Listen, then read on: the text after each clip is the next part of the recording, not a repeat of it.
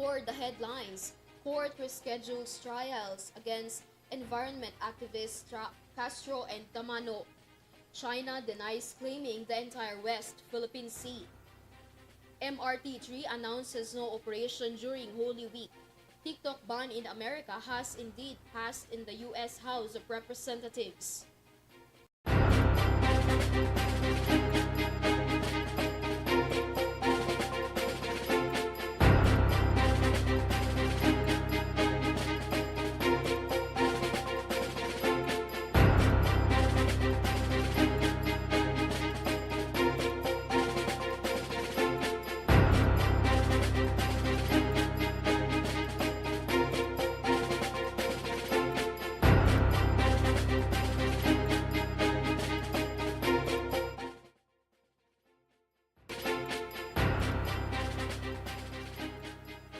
Good evening, bringing you the latest news for tonight. I am KRIZZA Lopez and this is Eurotv News Thread.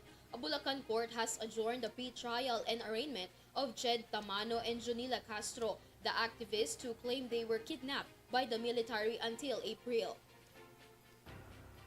Doña Remedios Trinidad Municipal Trial Court adjourned the arraignment for grave oral defamation until April 25. Tamano and Castro were previously said to be arraigned on Friday, March 15. Meanwhile, the court asked the prosecutor to respond to Tamano and Castro's petition to suppress the information within 10 days of receiving the order. In September 2023, NTF-ELCAC stated that Tamano and Castro surrendered to the 70 IB in Bulacan. However, the activists claimed they were abducted by the military. Initially accused of perjury, the Department of Justice suggested charging them with grave oral defamation. The Supreme Court granted them writ of amparo and habeas data, citing elements of enforced disappearance. Meanwhile, after Court of Appeals dismissed the suspension of Commissioner Arthur Casanova and claiming that it is invalid, Casanova claims that power of struggle may be sole reason for suspending him on 2022 by his co-commissioners. More details on this report. The Court of Appeals has dismissed the suspension of Commission sa Wikang Filipino Chairman Arthur Casanova based on the Court of Appeals Special 7th Division's decision that the suspension of Commissioner Casanova is invalid. In the court's decision, due process was denied and suspended without a formal complaint filed against the president of the commission.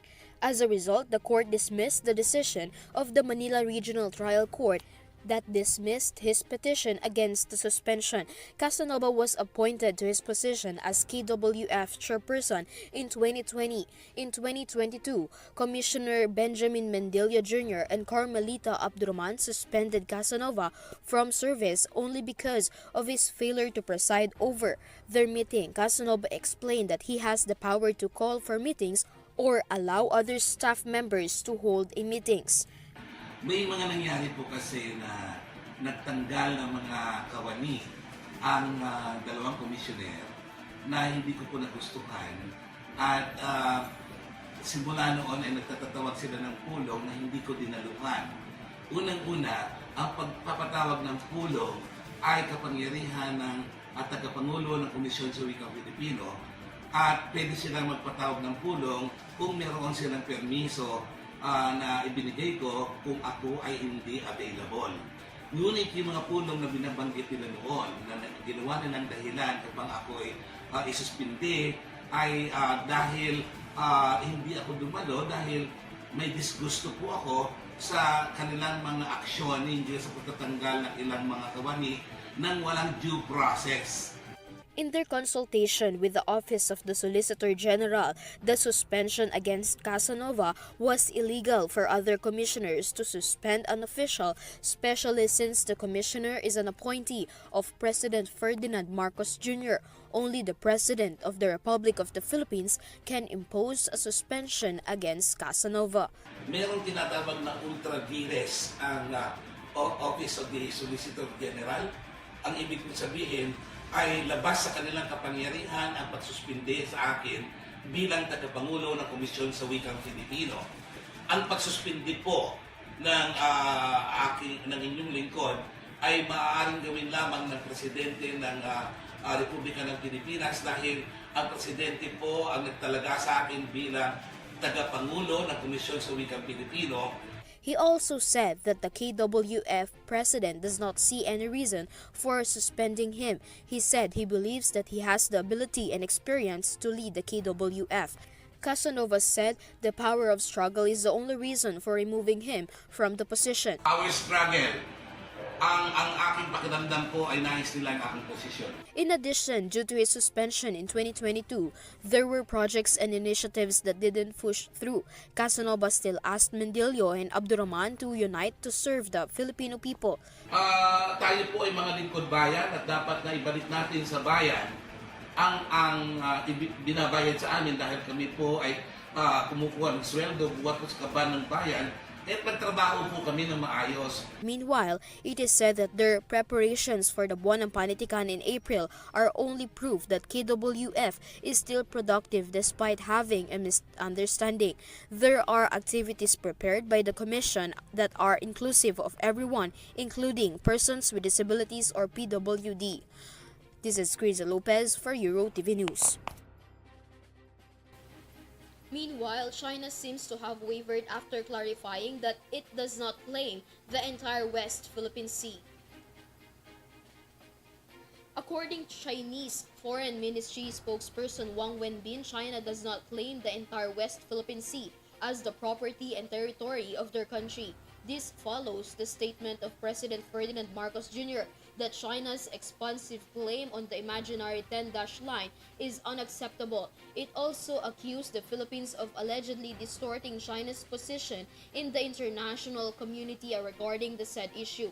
He reiterated that Philippines should stop making misleading statements on the West Philippine Sea issue that incite misunderstandings and rely on those external forces to undermine peace and stability in the region.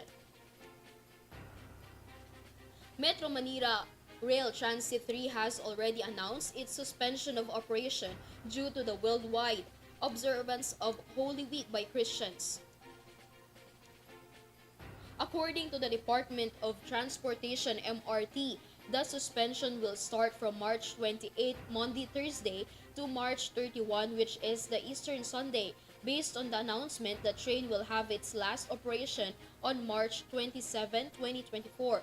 Commuters must take note that the last trip will start at 9:30 p.m. at North Avenue Station and at 10:09 p.m. at Taft Avenue Station. The MRT-3 will resume its regular operation of April 1, 2024, and the first trip will have its normal schedule of 4:30 a.m. at North Avenue Station and 5 a.m. at Taft Avenue Station. We'll be taking a very short break. Don't get away as Eurotv News Thread returns.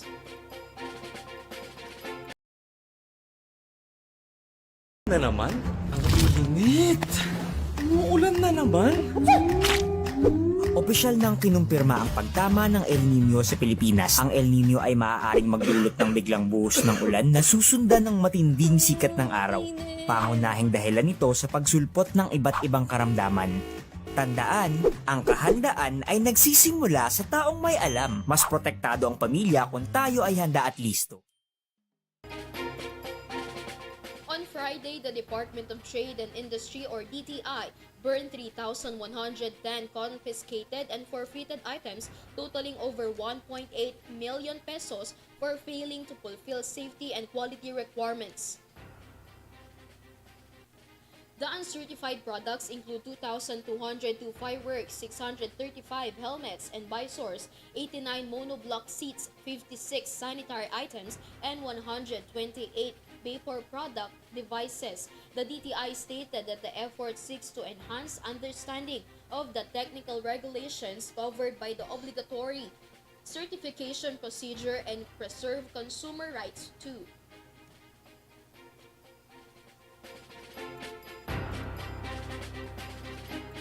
Meanwhile, a second branch of the oldest fast food in Chinatown is now open in San Juan City. An authentic all-time Chinese favorite hits the city. Our news correspondent Henry Nicolas has more details on this report. The long wait is over for the people who loves Chinese food that was made in Chinatown, Binondo, Manila. The known as the oldest fast food chain in the whole of Manila Chinatown, and the 84-year-old Chuanqi has finally opened its second branch in San Juan City. This is to those living in the area, and nearby cities will no longer have to travel all the way to Ongpin to get a taste of authentic and old-time Chinese favorites. Unang-unang product is Kiampeng, tsaka Gokong, tsaka Maki. Yan yung mga unang product ngayon. Ngayon, nadagdagan na nila, nadagdagan na ng mga anak ko ng mga lechong kawali, xiaolong pao, dumpling, siomay. Yan na yung mga nadagdag ngayon. Gokong is, kumbaga sa ano, yan yung multivitamin na sabaw. No? Kasi sa Chinese, mayroon kaming paniniwala na kung gusto mo lumakas yung tuhod mo, tuhod ang kakainin mo. Kaya dito sa Gokong may 5 kind of treasure. Nandiyan yung litid, yung tito, chicken feet, spare ribs, saka pata. Makita mo lahat yan, puro mumurahin lang na produkto, mumurahin lang, pero yan ay nagpapalakas sa mga, kasi may herbs nga, no? Kaya gustong-gusto ng mga Chinese. Saka unlike, hindi lang Chinese, mga Pilipino gusto na talaga. San Juan Mayor Francis Zamora joined owner Jerry Chua in the ribbon-cutting ceremony and blessing to mark the formal opening of the said restaurant, which not only offers Chinese foods that Binondo had been known for, but also the staple products of the 2 other establishments that serve as the go-to place for Chinatown visitors who want to buy and take home unique Chinese food products. Among others, it offers the traditional nutritious soups that have Chinese medicinal herbs and spices and are known to have healing and aphrodisiac effects. In the same location, the famous Hopia Ube and other products being offered in Engbintin grocery stores in Manila are also being sold in San Juan.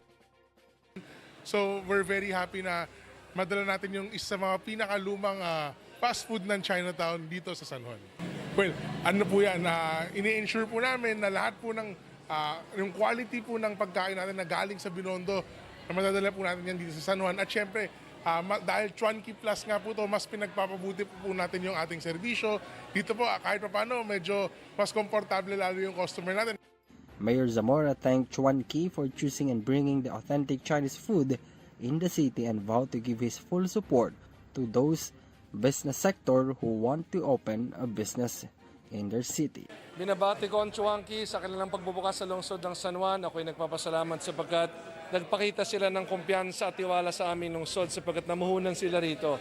Ang kanilang pagbubukas ay isang paraan upang ating makita na tunay nga na umuunlad ang lungsod ng San Juan sapagkat ang mga negosyante gaya ng pamilya Chua ay namumuhunan sa aming lungsod. Kaya ako'y nagpapasalamat sapagkat ito ay dagdag na naman sa negosyo ng aming lungsod. At nandito po ako. Ito ang aking paraan na ipakita ang aking buong suporta sa kanilang pagbubukas. Hindi lamang ngayong grand opening, ngunit sa mga panahon na sila ay magninegosyo rito, tayo po isusuporta, kakain po tayo rito. Susubukan natin ang iba't ibang pagkain nila. To top all this, the most famous dishes in the Great Buddha Cafe, particularly the tender rice, is also made available in the newly opened Chuanqi restaurant. So I'm inviting everybody po, pag may oras po kayo, daan po kayo dito sa F. Blumentritt, corner San Luis, dito lang po yan sa San Juan. At sigurado pong marami po kayo magugustuhan. Hindi na po kailangan pumunta ng Binondo, hindi nyo kailangan magpa-traffic. Dito po sa F. Blumentritt, San Juan, meron na po ang best of Binondo. This is Henry Nicolas for Eurotv News. After lawmakers from the America claims that China's TikTok app is a threat to their security, the U.S. representatives has approved the step to ban the TikTok in their country. Vanessa Cleofas tells us more. After the recent push to ban the TikTok app in America, it has now been approved by the U.S. House of Representatives. Due to this, the Chinese CEO of the app criticized this move, stating that it is only driven by self-interest. The issue regarding the TikTok ban has emerged when the American lawmakers said that the usage of such an app in their country is due to the perceived threat to their security. Currently, it remains to be seen whether it will pass in the U.S. Senate to become a law or not. It can be remembered that U.S. President Joe Biden has previously stated his intention to sign it into law once it reaches his desk. The CEO of the app has called on its users to fight for their right to use it. Additionally, he clarified that their app is safe from any security threats and has legal rights. This is Vanessa Cleofas for Eurotv News. To give us an update in the world of entertainment, let's have Sam Martos. Fantasy and magic-inspired outfits were showcased by the young artists of ABS-CBN who attended the most anticipated prom of the year, Star Magical 2024 with the theme Fairy Tale Night, where their interpretation of this year's theme was reflected in their attire as they each strutted on the ivory carpet. Some of the young artists who attended the said prom is the new love team Snorin in the person of Anthony Jennings and Maris Racal. Also were Cyril Manabat, Isayan Harenilla, Karina Bautista, Mutya, Bieber, KRIZZA and Sneer, who also did not show off her outfits. The prominent parents at couple also came at the same time with their simple but elegant look. The Little Mermaid inspired outfit of Alexa Lakad and KD Estrada dominated, where they were crowned prom queen and queen this year, taking over from Donnie Pangilinan and Bel Mariano, who were crowned in the same titles last year.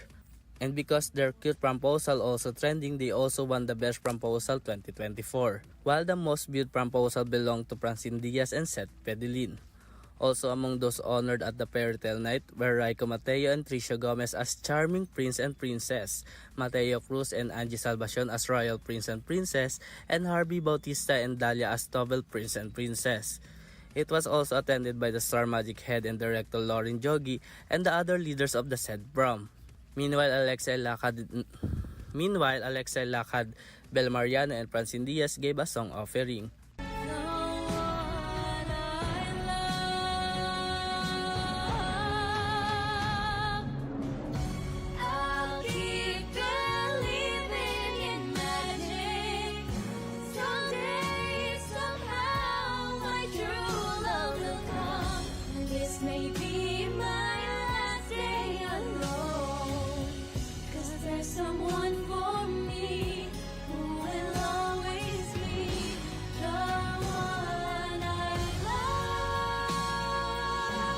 This is Sam Martos for Eurotv Showbiz News. And that's the latest news for tonight. You may visit yourtvph.com for more news and information. You may also catch our broadcast live in our social media accounts and via Pinoy Extreme channel. Once again, this is KRIZZA Lopez on Eurotv News Thread. Stay safe and have a good night, everyone.